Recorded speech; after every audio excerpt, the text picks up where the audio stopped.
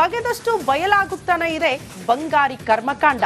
DK Suresh ತಂಗಿ ಅಂತ ಹೆಸರೇಳಿ ಐಶ್ವರ್ಯ ಪಂಗನಾಮ ಹಾಕಿದ್ದಾಯ್ತು. ವರ್ಗಾವಣೆ ದಂಧೆಯಲ್ಲೂ ಕೂಡ ಆ ಮೂಲಕ ಭಾಗಿಯಾಗಿದ್ಲ ವಂಚಕಿ. ಪೊಲೀಸ್ ಆಫೀಸರ್ ಜೊತೆ ಕಾಂಟ್ಯಾಕ್ಟ್ ಇದ್ಲ ಐಶ್ವರ್ಯ. ಅಧಿಕಾರಿಗಳಿಗೆ ಪಾರ್ಟಿ ಆಯೋಜನೆ ಮಾಡ್ತಿದ್ಲಂತೆ ಈ ಬಂಗಾರಿ. ಯಾರಾದ್ರೂ ಪರಿಚಯ ಆದ್ರೆ ಸಾಕು ಟ್ರಾನ್ಸ್ಫರ್ ಬಗ್ಗೆ ಚರ್ಚೆ ಆಗ್ತಿತ್ತಂತೆ. ನಂಗೆ ಕಾಂಟ್ಯಾಕ್ಟ್ ಇದೆ, ಬೇಕಾದಲ್ಲಿ ನಿಮ್ಗೆ ಟ್ರಾನ್ಸ್ಫರ್ ಮಾಡಿಸ್ತೀನಿ ಅಂತ ಹೇಳ್ತಿದ್ಲಂತೆ. ಹೀಗೆ ಅಧಿಕಾರಿಗಳನ್ನ ಪರಿಚಯ ಮಾಡ್ಕೊಳ್ತಾ ಇದ್ದ ವಂಚಕಿ. ತನಿಖೆ ವೇಳೆ ಐಶ್ವರ್ಯ ಕುರಿತ ಸ್ಫೋಟಕ ವಿಚಾರಗಳು ಕೂಡ ಬೆಳಕಿಗೆ ಬರ್ತಾ ಇದೆ. ಐಶ್ವರ್ಯ ಗೌಡ ಬರೀ ಚಿನ್ನದ ವಂಚಕಿ ಮಾತ್ರ ಅಲ್ಲ, ಬದಲಾಗಿ ಅವ್ರ ಗೊತ್ತು ಇವ್ರ ಗೊತ್ತು ಅಂತ ಹೇಳಿ ಅಧಿಕಾರಿಗಳ ಪರಿಚಯ ಆಗ್ತಾ ಇತ್ತಂತೆ. ಟ್ರಾನ್ಸ್ಫರ್ ಮಾಡಿಸ್ತೀನಿ, ನಿಮ್ಗೆ ಎಲ್ಲಿ ಬೇಕು ಹೇಳಿ, ನಮ್ಗೆ ಇಂಥವ್ರು ಗೊತ್ತು, ಅವ್ರಿಗೆ ಒಂದು ಮಾತು ಹೇಳಿದ್ರೆ ಸಾಕು ನಿಮ್ಮನ್ನ ಟ್ರಾನ್ಸ್ಫರ್ ಮಾಡ್ತಾರೆ ಅಂತ. ಈ ರೀತಿ ಕತೆ ಹೇಳಿ ಅಧಿಕಾರಿಗಳನ್ನ ಪರಿಚಯ ಮಾಡ್ಕೊಂಡಿದ್ಲು ಈ ಐಶ್ವರ್ಯ ಗೌಡ ಅನ್ನುವಂತಹ ವಿಚಾರ ಬೆಳಕಿಗೆ ಬರ್ತಾ ಇದೆ. ಒಂದು ಚಂದ್ರಾಲಯ ಠಾಣೆಯಲ್ಲಿ ಪ್ರಕರಣ, ಮತ್ತೊಂದು ಕಡೆ ಮಂಡ್ಯದಲ್ಲೂ ಕೂಡ ಪ್ರಕರಣ ದಾಖಲಾಗಿದೆ, RR ನಗರದಲ್ಲಿ ದಾಖಲಾಗಿದೆ. ಈಗ ಈ ಮೂರು ಪ್ರಕರಣದ ಬೆನ್ನಿಗೆ ಹೊಸ ಹೊಸ ವಿಚಾರಗಳು ಕೂಡ ಬೆಳಕಿಗೆ ಬರ್ತಾ ಇದೆ. ಈ ಬಗ್ಗೆ ಮತ್ತಷ್ಟು ಡೀಟೇಲ್ಸ್ ಅನ್ನ ಕೊಡ್ತಾ ಹೋಗ್ತಾರೆ ನಮ್ಮ ಪ್ರತಿನಿಧಿ ನಾಗರಾಜ್ ಅಪ್ಪಸಂದ್ರ. ನೇರ ಸಂಪರ್ಕದಲ್ಲಿ ಜಾಯಿನ್ ಆಗ್ತಿದ್ದಾರೆ. ನಾಗರಾಜ್, ಬರೀ ಚಿನ್ನದ ವಂಚಕಿ ಮಾತ್ರ ಅಲ್ಲ, ಅದರ ಹೊರತಾಗಿಯೂ ಕೂಡ ಈಕೆ ಬೇರೆ ಬೇರೆ ರೀತಿಯಲ್ಲಿ ವಂಚನೆ ಮಾಡಿದ್ಲು ಅಂತ. ಹಾಗಾಗಿ ಆ ಪ್ರಭಾವದಿಂದ ಕೆಲ ಕೇಸ್ಗಳಲ್ಲಿ ಈಕೆನ ಕೈ ಬಿಡುವ ಪ್ರಯತ್ನ ಆಗ್ತಾ ಇದೆಯಾ ಅನ್ನುವಂತ ಅನುಮಾನ.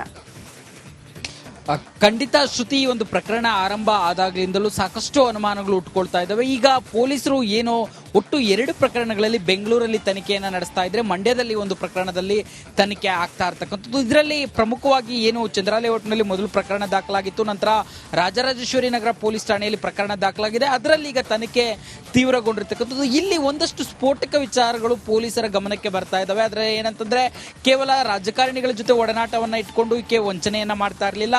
IPS ಮಟ್ಟದ ಅಧಿಕಾರಿಗಳು, ACPಗಳು ಇವರಿಗೂ ಕೂಡ ನನಗೆ ಉತ್ತಮವಾದಂತ ಒಡನಾಟ ಇದೆ ರಾಜಕೀಯ ವ್ಯಕ್ತಿಗಳ ಜೊತೆ. ನಾನು ಮನಸ್ಸು ಮಾಡಿದ್ರೆ ನಿಮ್ಗೆ ಎಲ್ಲಿ ಬೇಕಾದ್ರೂ ಪೋಸ್ಟಿಂಗ್ ಕೊಡಿಸ್ತೀನಿ ಅಂತೇಳಿ ಅವರಿಂದಲೂ ಹಣವನ್ನ ತೆಗೆದುಕೊಂಡಿರೋದ್ರ ಬಗ್ಗೆ ಸಾಕಷ್ಟು ಅನುಮಾನಗಳು ಮತ್ತೆ ಮಾತುಗಳು ಕೇಳಿ ಬರ್ತಾ ಇರ್ತಕ್ಕಂಥದ್ದು. ಆದ್ರೆ ಇಲ್ಲಿ ಪೊಲೀಸರಿಗೆ ತನಿಖೆಯನ್ನ ಮಾಡ್ತಾ ಇರ್ತಕ್ಕಂಥ ಪೊಲೀಸರಿಗೆ ಆಗ್ತಾ ಇರ್ತಕ್ಕಂಥ ಸಮಸ್ಯೆ ಏನಂತಂದ್ರೆ, ಇದುವರೆಗೂ ಇದ್ರ ಬಗ್ಗೆ ಯಾರೂ ಸಹ ಅಧಿಕೃತವಾಗಿ ದೂರುಗಳನ್ನ ದಾಖಲು ಮಾಡದೇ ಇರೋ ಕಾರಣ ಆ ಬಗ್ಗೆ ಪೊಲೀಸರಿಗೆ ತನಿಖೆಯನ್ನ ಮಾಡುವ ವ್ಯಾಪ್ತಿ ಇರಲ್ಲ. ಒಂದು ವೇಳೆ ಅವರು ಇಂಟ್ರೆಸ್ಟ್ ತೋರಿಸಿ ಅದರ ಬಗ್ಗೆ ತನಿಖೆಯನ್ನು ಮಾಡಿಸಿದ್ದೆ ಆದ್ರೆ ಹೈಕೋರ್ಟ್ಗೆ ಹೋದಾಗ ಕೋರ್ಟ್ ಹೇಳುತ್ತೆ, ನಿಮಗೆ ದೂರೇ ಬಂದಿಲ್ಲ ಇದ್ರ ಬಗ್ಗೆ, ನೀವ್ ಯಾಕೆ ತನಿಖೆ ಮಾಡ್ತಾ ಇದ್ರಿ ಅಂತೇಳಿ ಮಧ್ಯಂತರ ಸ್ಟೇ ಕೊಡುವ ಸಾಧ್ಯತೆಗಳಿರ್ತವೆ. ಹೀಗಾಗಿ ಪೊಲೀಸರು ಈ ವಿಚಾರಗಳು ಪೊಲೀಸರ ಗಮನಕ್ಕೆ ಬರ್ತಾ ಇದ್ರು. ಯಾರಾದ್ರೂ ಅಧಿಕೃತವಾಗಿ ದೂರು ಕೊಟ್ಟರಷ್ಟೇ ನಾವು ತನಿಖೆ ಮಾಡಬಹುದು ಅಂತೇಳಿ ಸದ್ಯ ಪೊಲೀಸ್ ಮೂಲಗಳು ಹೇಳ್ತಾ ಇರ್ತಕ್ಕಂಥದ್ದು. ಕೇವಲ ಕಾಂಟ್ರಾಕ್ಟರ್ಗಳಿಗೆ ಕಾಂಟ್ರಾಕ್ಟ್ ಕೊಡಿಸ್ತೀನಿ ಅಂತೇಳಿ ಮತ್ತೆ ಪೊಲೀಸ್ ಅಧಿಕಾರಿಗಳಿಗೆ ಪೋಸ್ಟಿಂಗ್ ಕೊಡಿಸ್ತೀನಿ ಅಂತೇಳಿ ಈ ರೀತಿಯಾಗಿ ಸಾಕಷ್ಟು ವಂಚನೆಗಳು ಮಾಡಿರೋ ಬಗ್ಗೆ ಮಾಹಿತಿ ಇದ್ದು, ದುರದೃಷ್ಟ ಅಂತಂದ್ರೆ ಈ ಒಂದು ಪ್ರಕರಣದಲ್ಲಿ ಅಧಿಕೃತವಾಗಿ ಇದುವರೆಗೂ 3 ಪ್ರಕರಣ ಮಾತ್ರ ದಾಖಲಾಗಿದೆ. ಒಂದು ಚಂದ್ರಾಲಯ ಔಟಿ, ಇನ್ನೊಂದು ರಾಜರಾಜೇಶ್ವರಿ ನಗರ, ಮತ್ತೊಂದು ಮಂಡ್ಯದಲ್ಲಿ ದಾಖಲಾಗಿರ್ತಕ್ಕಂಥದ್ದು. ಏನು ಯಾರೆಲ್ಲ ದೂರು ಕೊಡ್ತಾರೆ ಆ ಬಗ್ಗೆ ನಾವು ತನಿಖೆಯನ್ನ ಮಾಡ್ತೀವಿ, ಆ ವಿಚಾರದ ಬಗ್ಗೆ ತನಿಖೆಯನ್ನ ಮಾಡ್ತೀವಿ ಅಂತೇಳಿ ಪೊಲೀಸರು ಹೇಳ್ತಾ ಇರ್ತಕ್ಕಂಥದ್ದು. ಶ್ರುತಿ, ಓಕೆ ನಾಗರಾಜ್, ಧನ್ಯವಾದಗಳು ತಮ್ಮೆಲ್ಲ ಮಾಹಿತಿಗೆ.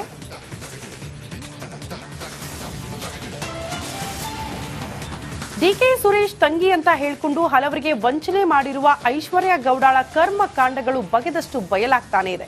ಈಕೆಯ ವಿರುದ್ಧ ಇದೀಗ ಟ್ರಾನ್ಸ್ಫರ್ ದಂಧೆಯಲ್ಲೂ ಭಾಗಿಯಾಗಿತ್ತು ಅನ್ನೋ ಆರೋಪ ಕೇಳಿ ಬಂದಿದೆ. ಈ ಕುರಿತ ಒಂದು ರಿಪೋರ್ಟ್ ಇಲ್ಲಿದೆ ನೋಡಿ.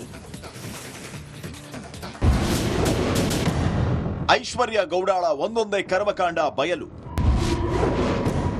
ಟ್ರಾನ್ಸ್ಫರ್ ದಂಧೆಯಲ್ಲೂ ಭಾಗಿಯಾಗಿದ್ಲ ಸುಂದರಿ. ಡಿಕೆ ಸುರೇಶ್ ತಂಗಿ ಅಂತ ಹೇಳ್ಕೊಂಡು ವಂಚಿಸಿರೋ ಐಶ್ವರ್ಯ ಗೌಡಾಳ ವಿರುದ್ಧ ಒಂದೊಂದೇ ಕರ್ಮಕಾಂಡಗಳು ಬಯಲಾಗ್ತಾ ಇದೆ. ಪೊಲೀಸರ ತನಿಖೆಯ ವೇಳೆ ಹಲವು ಅನುಮಾನಗಳು ವ್ಯಕ್ತವಾಗಿದ್ದು, ಪೊಲೀಸ್ ಅಧಿಕಾರಿಗಳ ಟ್ರಾನ್ಸ್ಫರ್ ದಂಧೆಯಲ್ಲೂ ಭಾಗಿಯಾಗಿದ್ಲ ಅನ್ನೋ ಶಂಕೆ ವ್ಯಕ್ತವಾಗಿದೆ.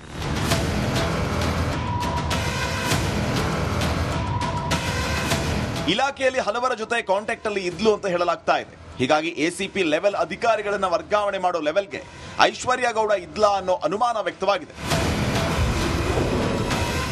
ವರ್ಗಾವಣೆಯಲ್ಲಿ ಭಾಗಿಯಾಗಿದ್ಲ. ಪೊಲೀಸ್ ಇಲಾಖೆಯಲ್ಲಿ ಸಾಕಷ್ಟು ಅಧಿಕಾರಿಗಳ ಜೊತೆ ಕಾಂಟ್ಯಾಕ್ಟ್ ಇಟ್ಕೊಂಡಿದ್ರು ಅನ್ನೋ ಮಾಹಿತಿ ಲಭ್ಯ ಆಗಿದೆ. ಯಾರಾದ್ರೂ ಹೊಸದಾಗಿ ಆಫೀಸರ್ ಪರಿಚಯ ಆದ್ರೆ ಸಾಕು ಟ್ರಾನ್ಸ್ಫರ್ ಬಗ್ಗೆ ಮಾತುಕತೆ ನಡೆಸ್ತಾ ಇದ್ರಂತೆ. ನಂಗೆ ಸಖತ್ ಕಾಂಟ್ಯಾಕ್ಟ್ ಇದೆ, ಬೇಕಾದಲ್ಲಿ ಟ್ರಾನ್ಸ್ಫರ್ ಮಾಡಿಸ್ತೀನಿ ಅಂತ ಪರಿಚಯ ಮಾಡ್ಕೊಳ್ತಾ ಇದ್ರಂತೆ. ಅಧಿಕಾರಿಗಳಿಗಂತಲೇ ಬೆಂಗಳೂರು ಹೊರವಲಯದಲ್ಲಿ ಆಗಾಗ ಪಾರ್ಟಿ ಅರೇಂಜ್ ಮಾಡ್ತಿದ್ಲಂತೆ. ಸದ್ಯ ಐಶ್ವರ್ಯ ಗೌಡ ಕೇಸ್ ಸಂಬಂಧ ಹೆಚ್ಚಿನ ತನಿಖೆ ನಡೆಸ್ತಾ ಇರೋ ಪೊಲೀಸರು ಒಂದಿಷ್ಟು ಮಾಹಿತಿಯನ್ನ ಕಲೆ ಹಾಕಿದ್ದಾರೆ. ಈಗಾಗಲೇ ದಾಳಿ ವೇಳೆ ಒಂದಿಷ್ಟು ದಾಖಲೆಗಳು, ಚಿನ್ನಾಭರಣಗಳನ್ನ ವಶಕ್ಕೆ ಪಡೆದಿದ್ದಾರೆ. ಮತ್ತೊಮ್ಮೆ ನೋಟಿಸ್ ಕೊಟ್ಟು ವಿಚಾರಣೆ ನಡೆಸುವುದಕ್ಕೆ ಪೊಲೀಸರು ಮುಂದಾಗಿದ್ದಾರೆ.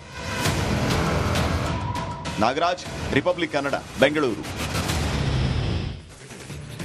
ಬಗೆದಷ್ಟು ಬಯಲಾಗುತ್ತಾನೆ ಇದೆ ಬಂಗಾರಿ ಕರ್ಮಕಾಂಡ. ಡಿಕೆ ಸುರೇಶ್ ತಂಗಿ ಅಂತ ಹೆಸರೇಳಿ ಐಶ್ವರ್ಯ ಪಂಗನಾಮ ಹಾಕಿದ್ದಾಯ್ತು. ವರ್ಗಾವಣೆ ದಂಧೆಯಲ್ಲೂ ಕೂಡ ಆ ಮೂಲಕ ಭಾಗಿಯಾಗಿದ್ಲ ವಂಚಕಿ. ಪೊಲೀಸ್ ಆಫೀಸರ್ ಜೊತೆ ಕಾಂಟ್ಯಾಕ್ಟ್ ಇದ್ಲ ಐಶ್ವರ್ಯ. ಅಧಿಕಾರಿಗಳಿಗೆ ಪಾರ್ಟಿ ಆಯೋಜನೆ ಮಾಡ್ತಿದ್ಲಂತೆ ಈ ಬಂಗಾರಿ. ಯಾರಾದ್ರೂ ಪರಿಚಯ ಆದ್ರೆ ಸಾಕು ಟ್ರಾನ್ಸ್ಫರ್ ಬಗ್ಗೆ ಚರ್ಚೆ ಆಗ್ತಿತ್ತಂತೆ. ನಂಗೆ ಕಾಂಟ್ಯಾಕ್ಟ್ ಇದೆ, ಬೇಕಾದಲ್ಲಿ ನಿಮ್ಗೆ ಟ್ರಾನ್ಸ್ಫರ್ ಮಾಡಿಸ್ತೀನಿ ಅಂತ ಹೇಳ್ತಿದ್ಲಂತೆ. ಹೀಗೆ ಅಧಿಕಾರಿಗಳನ್ನ ಪರಿಚಯ ಮಾಡ್ಕೊಳ್ತಾ ಇದ್ದ ವಂಚಕಿ. ತನಿಖೆ ವೇಳೆ ಐಶ್ವರ್ಯ ಕುರಿತ ಸ್ಫೋಟಕ ವಿಚಾರಗಳು ಕೂಡ ಬೆಳಕಿಗೆ ಬರ್ತಾ ಇದೆ. ಐಶ್ವರ್ಯ ಗೌಡ ಬರೀ ಚಿನ್ನದ ವಂಚಕಿ ಮಾತ್ರ ಅಲ್ಲ, ಬದಲಾಗಿ ಅವ್ರ ಗೊತ್ತು ಇವ್ರ ಗೊತ್ತು ಅಂತ ಹೇಳಿ ಅಧಿಕಾರಿಗಳ ಪರಿಚಯ ಆಗ್ತಾ ಇತ್ತಂತೆ. ಟ್ರಾನ್ಸ್ಫರ್ ಮಾಡಿಸ್ತೀನಿ, ನಿಮ್ಗೆ ಎಲ್ಲಿ ಬೇಕು ಹೇಳಿ, ನಮ್ಗೆ ಇಂಥವ್ರು ಗೊತ್ತು, ಅವ್ರಿಗೆ ಒಂದ್ ಮಾತು ಹೇಳಿದ್ರೆ ಸಾಕು ನಿಮ್ಮನ್ನ ಟ್ರಾನ್ಸ್ಫರ್ ಮಾಡ್ತಾರೆ ಅಂತ. ಈ ರೀತಿ ಕತೆ ಹೇಳಿ ಅಧಿಕಾರಿಗಳನ್ನ ಪರಿಚಯ ಮಾಡ್ಕೊಂಡಿದ್ಲು ಈ ಐಶ್ವರ್ಯ ಗೌಡ ಅನ್ನುವಂತಹ ವಿಚಾರ ಬೆಳಕಿಗೆ ಬರ್ತಾ ಇದೆ. ಒಂದು ಚಂದ್ರಾಲಯ ಠಾಣೆಯಲ್ಲಿ ಪ್ರಕರಣ, ಮತ್ತೊಂದು ಕಡೆ ಮಂಡ್ಯದಲ್ಲೂ ಕೂಡ ಪ್ರಕರಣ ದಾಖಲಾಗಿದೆ, RR ನಗರದಲ್ಲಿ ದಾಖಲಾಗಿದೆ. ಈಗ ಈ ಮೂರು ಪ್ರಕರಣದ ಬೆನ್ನಿಗೆ ಹೊಸ ಹೊಸ ವಿಚಾರಗಳು ಕೂಡ ಬೆಳಕಿಗೆ ಬರ್ತಾ ಇದೆ. ಈ ಬಗ್ಗೆ ಮತ್ತಷ್ಟು ಡೀಟೇಲ್ಸ್ ಅನ್ನ ಕೊಡ್ತಾ ಹೋಗ್ತಾರೆ ನಮ್ಮ ಪ್ರತಿನಿಧಿ ನಾಗರಾಜ್ ಅಪ್ಪಸಂದ್ರ. ನೇರ ಸಂಪರ್ಕದಲ್ಲಿ ಜಾಯಿನ್ ಆಗ್ತಿದ್ದಾರೆ. ನಾಗರಾಜ್, ಬರೀ ಚಿನ್ನದ ವಂಚಕಿ ಮಾತ್ರ ಅಲ್ಲ, ಅದರ ಹೊರತಾಗಿಯೂ ಕೂಡ ಈಕೆ ಬೇರೆ ಬೇರೆ ರೀತಿಯಲ್ಲಿ ವಂಚನೆ ಮಾಡಿದ್ಲು ಅಂತ. ಹಾಗಾಗಿ ಆ ಪ್ರಭಾವದಿಂದ ಕೆಲ ಕೇಸ್ಗಳಲ್ಲಿ ಈಕೆನ ಕೈ ಬಿಡುವ ಪ್ರಯತ್ನ ಆಗ್ತಾ ಇದೆಯಾ ಅನ್ನುವಂತ ಅನುಮಾನ. ಖಂಡಿತ ಶ್ರುತಿ, ಈ ಒಂದು ಪ್ರಕರಣ ಆರಂಭ ಆದಾಗಲಿಂದಲೂ ಸಾಕಷ್ಟು ಅನುಮಾನಗಳು ಹುಟ್ಟುಕೊಳ್ತಾ ಇದ್ದಾವೆ. ಈಗ ಪೊಲೀಸರು ಏನು ಒಟ್ಟು 2 ಪ್ರಕರಣಗಳಲ್ಲಿ ಬೆಂಗಳೂರಲ್ಲಿ ತನಿಖೆಯನ್ನ ನಡೆಸ್ತಾ ಇದ್ರೆ, ಮಂಡ್ಯದಲ್ಲಿ ಒಂದು ಪ್ರಕರಣದಲ್ಲಿ ತನಿಖೆ ಆಗ್ತಾ ಇರ್ತಕ್ಕಂಥದ್ದು. ಇದರಲ್ಲಿ ಪ್ರಮುಖವಾಗಿ ಏನು ಚಂದ್ರಾಲೇಔಟ್ನಲ್ಲಿ ಮೊದಲು ಪ್ರಕರಣ ದಾಖಲಾಗಿತ್ತು, ನಂತರ ರಾಜರಾಜೇಶ್ವರಿ ನಗರ ಪೊಲೀಸ್ ಠಾಣೆಯಲ್ಲಿ ಪ್ರಕರಣ ದಾಖಲಾಗಿದೆ. ಅದರಲ್ಲಿ ಈಗ ತನಿಖೆ ತೀವ್ರಗೊಂಡಿರ್ತಕ್ಕಂಥದ್ದು. ಇಲ್ಲಿ ಒಂದಷ್ಟು ಸ್ಫೋಟಕ ವಿಚಾರಗಳು ಪೊಲೀಸರ ಗಮನಕ್ಕೆ ಬರ್ತಾ ಇದ್ದಾವೆ. ಆದ್ರೆ ಏನಂತಂದ್ರೆ, ಕೇವಲ ರಾಜಕಾರಣಿಗಳ ಜೊತೆ ಒಡನಾಟವನ್ನ ಇಟ್ಕೊಂಡು ಈಕೆ ವಂಚನೆಯನ್ನ ಮಾಡ್ತಾ ಇರಲಿಲ್ಲ. IPS ಮಟ್ಟದ ಅಧಿಕಾರಿಗಳು, ACPಗಳು ಇವರಿಗೂ ಕೂಡ ನನಗೆ ಉತ್ತಮವಾದಂತ ಒಡನಾಟ ಇದೆ ರಾಜಕೀಯ ವ್ಯಕ್ತಿಗಳ ಜೊತೆ. ನಾನು ಮನಸ್ಸು ಮಾಡಿದ್ರೆ ನಿಮಗೆ ಎಲ್ಲಿ ಬೇಕಾದ್ರೂ ಪೋಸ್ಟಿಂಗ್ ಕೊಡಿಸ್ತೀನಿ ಅಂತೇಳಿ ಅವರಿಂದಲೂ ಹಣವನ್ನ ತೆಗೆದುಕೊಂಡಿರೋದ್ರ ಬಗ್ಗೆ ಸಾಕಷ್ಟು ಅನುಮಾನಗಳು ಮತ್ತೆ ಮಾತುಗಳು ಕೇಳಿ ಬರ್ತಾ ಇರ್ತಕ್ಕಂಥದ್ದು. ಆದ್ರೆ ಇಲ್ಲಿ ಪೊಲೀಸರಿಗೆ ತನಿಖೆಯನ್ನ ಮಾಡ್ತಾ ಇರ್ತಕ್ಕಂಥ ಪೊಲೀಸರಿಗೆ ಆಗ್ತಾ ಇರ್ತಕ್ಕಂಥ ಸಮಸ್ಯೆ ಏನಂತಂದ್ರೆ, ಇದುವರೆಗೂ ಇದ್ರ ಬಗ್ಗೆ ಯಾರೂ ಸಹ ಅಧಿಕೃತವಾಗಿ ದೂರುಗಳನ್ನ ದಾಖಲು ಮಾಡದೇ ಇರೋ ಕಾರಣ ಆ ಬಗ್ಗೆ ಪೊಲೀಸರಿಗೆ ತನಿಖೆಯನ್ನ ಮಾಡುವ ವ್ಯಾಪ್ತಿ ಇರಲ್ಲ. ಒಂದು ವೇಳೆ ಅವರು ಇಂಟ್ರೆಸ್ಟ್ ತೋರಿಸಿ ಅದರ ಬಗ್ಗೆ ತನಿಖೆಯನ್ನು ಮಾಡಿಸಿದ್ದೆ ಆದ್ರೆ ಹೈಕೋರ್ಟ್ಗೆ ಹೋದಾಗ ಕೋರ್ಟ್ ಹೇಳುತ್ತೆ, ನಿಮಗೆ ದೂರೇ ಬಂದಿಲ್ಲ ಇದ್ರ ಬಗ್ಗೆ, ನೀವು ಯಾಕೆ ತನಿಖೆ ಮಾಡ್ತಾ ಇದ್ರಿ ಅಂತೇಳಿ ಮಧ್ಯಂತರ ಸ್ಟೇ ಕೊಡುವ ಸಾಧ್ಯತೆಗಳಿರ್ತವೆ. ಹೀಗಾಗಿ ಪೊಲೀಸರು ಈ ವಿಚಾರಗಳು ಪೊಲೀಸರ ಗಮನಕ್ಕೆ ಬರ್ತಾ ಇದ್ರು. ಯಾರಾದ್ರೂ ಅಧಿಕೃತವಾಗಿ ದೂರು ಕೊಟ್ಟರಷ್ಟೇ ನಾವು ತನಿಖೆ ಮಾಡಬಹುದು ಅಂತೇಳಿ ಸದ್ಯ ಪೊಲೀಸ್ ಮೂಲಗಳು ಹೇಳ್ತಾ ಇರ್ತಕ್ಕಂಥದ್ದು. ಕೇವಲ ಕಾಂಟ್ರಾಕ್ಟರ್ಗಳಿಗೆ ಕಾಂಟ್ರಾಕ್ಟ್ ಕೊಡಿಸ್ತೀನಿ ಅಂತೇಳಿ ಮತ್ತೆ ಪೊಲೀಸ್ ಅಧಿಕಾರಿಗಳಿಗೆ ಪೋಸ್ಟಿಂಗ್ ಕೊಡಿಸ್ತೀನಿ ಅಂತೇಳಿ ಈ ರೀತಿಯಾಗಿ ಸಾಕಷ್ಟು ವಂಚನೆಗಳು ಮಾಡಿರೋ ಬಗ್ಗೆ ಮಾಹಿತಿ ಇದ್ದು, ದುರದೃಷ್ಟ ಅಂತಂದ್ರೆ ಈ ಒಂದು ಪ್ರಕರಣದಲ್ಲಿ ಅಧಿಕೃತವಾಗಿ ಇದುವರೆಗೂ 3 ಪ್ರಕರಣ ಮಾತ್ರ ದಾಖಲಾಗಿದೆ. ಒಂದು ಚಂದ್ರಾಲೇಔಟ್, ಇನ್ನೊಂದು ರಾಜರಾಜೇಶ್ವರಿ ನಗರ, ಮತ್ತೊಂದು ಮಂಡ್ಯದಲ್ಲಿ ದಾಖಲಾಗಿರ್ತಕ್ಕಂಥದ್ದು. ಏನು ಯಾರೆಲ್ಲ ದೂರು ಕೊಡ್ತಾರೆ ಆ ಬಗ್ಗೆ ನಾವು ತನಿಖೆಯನ್ನ ಮಾಡ್ತೀವಿ, ಆ ವಿಚಾರದ ಬಗ್ಗೆ ತನಿಖೆಯನ್ನ ಮಾಡ್ತೀವಿ ಅಂತೇಳಿ ಪೊಲೀಸರು ಹೇಳ್ತಾ ಇರ್ತಕ್ಕಂಥದ್ದು. ಶ್ರುತಿ, ಓಕೆ ನಾಗರಾಜ್, ಧನ್ಯವಾದಗಳು ತಮ್ಮೆಲ್ಲ ಮಾಹಿತಿಗೆ.